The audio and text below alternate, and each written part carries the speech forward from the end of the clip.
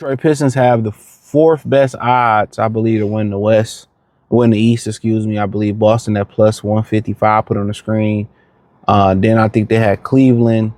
Then they had the Knicks, and then they had the Pistons. And it's disrespect, and they got nothing to do with Cade injury neither. But let's talk about Detroit Pistons top playlist. Thumbs up the video, share, subscribe to the channel. And the Pistons, who wasn't fully healthy, they really pressed the Knicks last year. They pressed the Knicks and, should have probably won that series, but they don't believe in what Detroit can do. I mean, when you look at some of these teams that's ahead of Detroit, I mean, they own the Knicks all year. In the playoffs, they played well, played against the refs and the Knicks last year, and Brunson not getting the same whistle. When you look at them in Cleveland is a tough matchup for them. I will give them that. Cleveland is a division opponent, tough matchup. But at the same time, they got one of the worst playoff performers to ever do it in James Harden. And on top of that, Donovan Mitchell tends not to have the attrition to go through the playoffs. And they tend not to, develop Evan Mobley because you got a fucking ball hog in Donovan Mitchell. The Celtics, yeah, I like the Celtics. I mean, Tatum is back doing his thing, but even before Jason Tatum went down, they were struggling with the Knicks, and that was at the playoff series. Whatever that series was, the Knicks, they were struggling with the Knicks. The Boston Celtics they're not that dominant team. Even when they were like Tatum was healthy, I believe they was down to the Knicks. They wasn't that dominant team. Boston don't dominate. And that's kind of what's really missing with Boston. They don't dominate.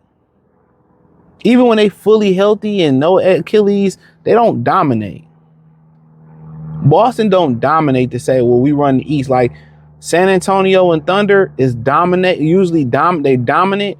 They don't dominate. So, at the end of the day, I think also the way to look at it is Detroit has a lot of room to grow. Like they just looking like Detroit is in the infancy stages of being successful. If they make a move or two, it's probably going to run the East and dominate the East. But Detroit is looking at it like it's us now. We're going to play consistent defense. We're really, really deep. And that'd be interesting to see, where the rotation lies at with the Pistons. Because when you look at the rotation, K, Asar,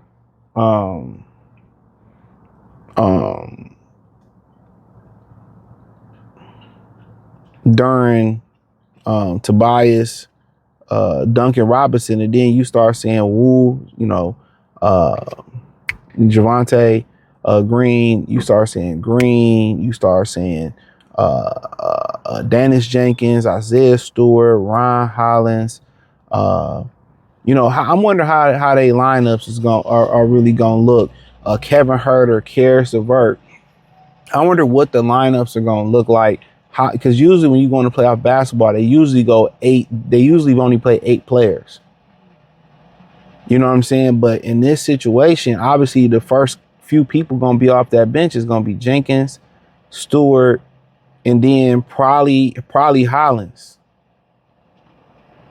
But then again, you talking about you got Herter, LeVert. So, in playoff series, I think, at this point, the Pistons might have to go 10 deep in these playoff series. I think they may have to go 10 deep. That's just my opinion on it. I think they may have to go 10 deep. Because that's where your strength is in your value. I mean, and really most of the shooting on the Pistons is on the bench. When you start talking about Javante Green, Marcus Sasser, Dennis Jenkins, Karis LeVert when he on, Kevin Huerter finding his shot, Isaiah Stewart is a shooting big fella. Most of the shooting is on the bench. So I'm very intrigued to see if they go 9 or 10 deep. I believe they should. I believe they really should. So the Pistons, depth and attrition. So when you start kind of talking about a guy like Jason Tatum coming back from Achilles and then Brown really carrying the load all year, that nigga tired. And we know they ain't built like that no more. Donovan Mitchell always get beat up in playoff series. Harden ain't going to help much, especially past the first round.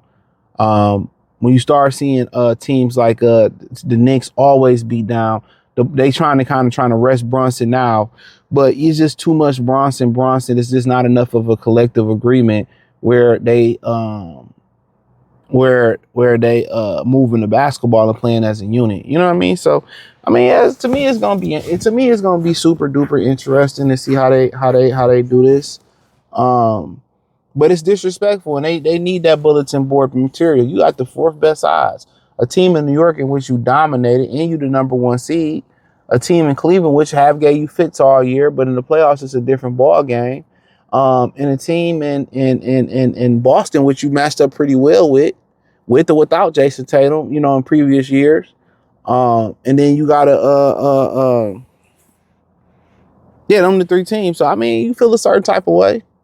When you hear, you know, Sam Mitchell played in the NBA, who commentate, I think, or he has a reporter role with Toronto, say, well, Toronto is more talented than Detroit. They keep, even though without K, y'all prove the fact that y'all a great basketball team, that Jalen Duren is on his way to being a great basketball player.